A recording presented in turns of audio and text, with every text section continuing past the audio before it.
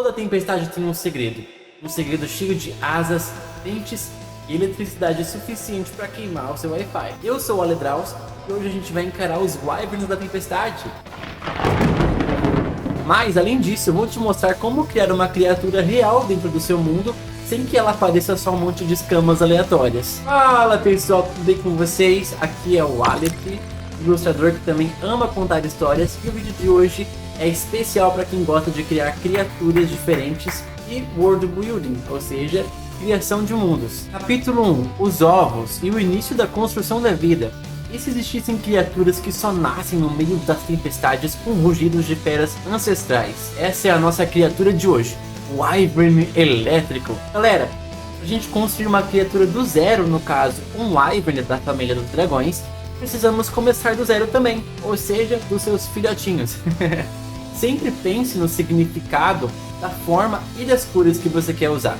Não é só um ovo bonitinho aqui, é um ovo que já conta parte da história dessa criatura. Minha ideia aqui foi criar um ovo com listras escuras e faíscas elétricas com um ar bem misterioso. Capítulo 2: Filhotes pequenos, mas resistentes. Os bebês podem parecer inofensivos, mas se você chegar perto demais, pode virar frango assado. Para serem chocados, precisam que relâmpagos acertem suas cascas condutoras de eletricidade. Para criar um filhote que não seja apenas a miniatura de um adulto, fiz eles fofinhos baseados em outros filhotes de animais que vemos na natureza. Aqui eu incluí um detalhe diferente para fazer esse ovo chocar e dar aquele ar de conexão com o elemento elétrico, que além de ser o seu poder, também fazer parte do seu ciclo de vida. Aqui tá uma dica para você que gosta de criar criaturas ou só imaginar elas mesmas. Elas precisam evoluir com um propósito. Se o bebê nasce a partir de algo perigoso, então o ambiente pode ser hostil, que dá pistas sobre o mundo que estamos construindo ao redor dele. Capítulo 3: Dimorfismo e a narrativa através da aparência. Com o tempo eles vão crescer e assim a eletricidade do corpo vai se intensificar.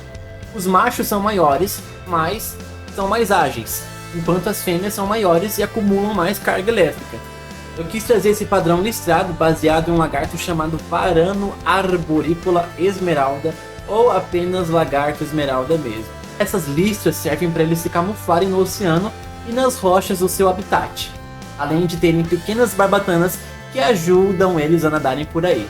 Qual a diferença dos machos e das fêmeas? Bom, o queixo, o chifre e as barbatanas dos machos é alongado para atrair as fêmeas. E não, eles não fizeram uma harmonização facial para ficarem com o queixo grande. Dimorfismo é a diferença entre o macho e a fêmea.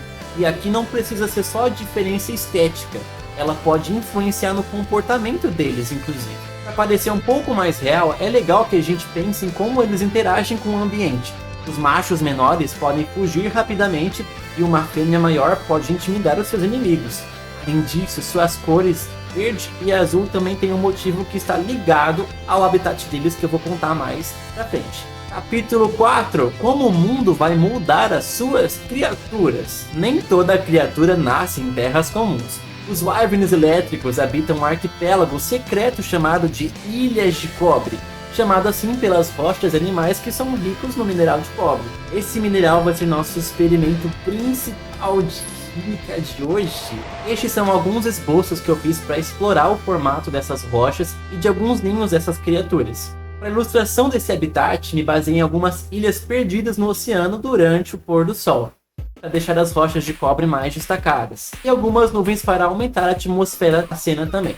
O cobre está presente e é rico em todas as rochas desse ambiente, e acaba se espalhando pelo oceano dessa região e acaba afetando as criaturas nativas dali. Estes Wyverns montam seus ninhos perto de ilhas pequenas bem próximas ao oceano, e os mais inteligentes no topo das rochas, pois quanto mais altos são os ninhos, mais fáceis de receberem um bronzeamento nada artificial dos raios. Vem acompanhar mais de perto esse cardápio dos Wyverns elétricos, à la degustação do chefe Jacan. As lagostas gigantes roubam os ovos dos filhotes perto dos ninhos. E eu decidi fazer duas versões de cores diferentes delas, uma avermelhada e a outra esverdeada. ambas com garras poderosas, capazes de segurar um filhote ou até roubar alguns ovos deles. Temos também os robustos caranguejos de armadura que possuem o sangue bem azulado. Guarda essa informação aí, hein, galera. Com duas versões coloridas também. Deixei um com cores ciano e outro verde escuro. Acho esses animais bem diferentes e trouxe eles aqui para esse projeto também. Além disso, também existem ostras gigantes e super coloridas. Aqui deixei as conchas delas com tons de rosa e amarelo para terem uma combinação bacana entre si. Todas essas criaturas, crustáceos e moluscos, os wyverns são especializados para caçar essas criaturas por conta do seu queixo mais alongado. Temos outra criatura bem selvagem aqui, as enguias gigantes. Elas travam batalhas submersas com os wyverns elétricos. E um bônus, temos esses pequenos wyverns meio anfíbios, sim, são inspirados em sapinhos da Amazônia, em tons de dourado e vermelho, que reaproveitei um design antigo deles feitos em azul. E eles só servem de alimento mesmo porque eles são bem pequenininhos aqui. Viu como o ambiente vai definir muito o design da sua criatura? Um dragão elétrico num deserto não faria sentido. Iria faltar umidade, e sem umidade a gente não tem condução de energia. Ah, e uma dica. Sempre alinhe a biologia ao habitat. Aí eu tô me sentindo muito físico, o biólogo falando com...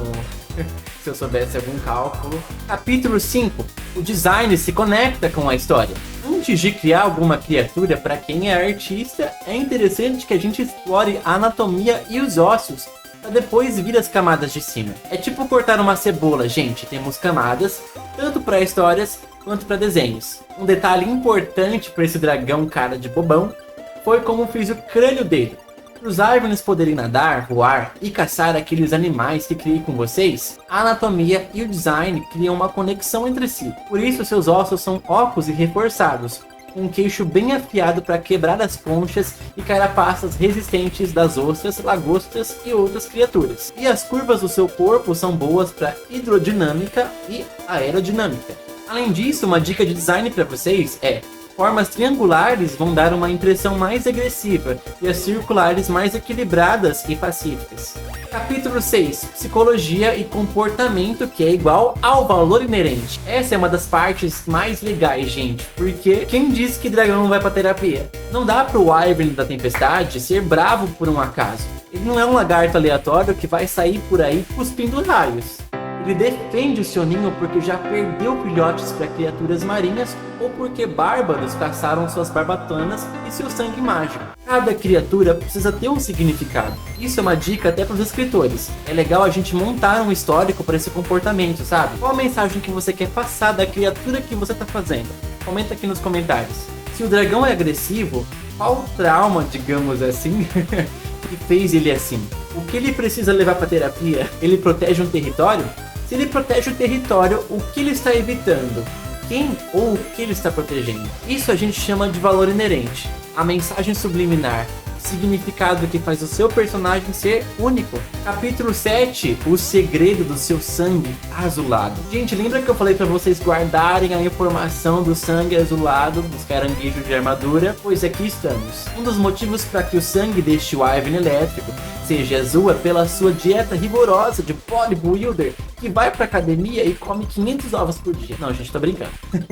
Os animais que eles comem ajudam a ter esse sangue azul, além da sua pele também apresentar esse pigmento ou variar para o tom verde. Dizem que se alguém conseguir extrair o sangue dessa criatura, poderiam usar como fonte de energia ou até armas por possuírem partículas elétricas. Capítulo 8. As Monjas das Tempestades.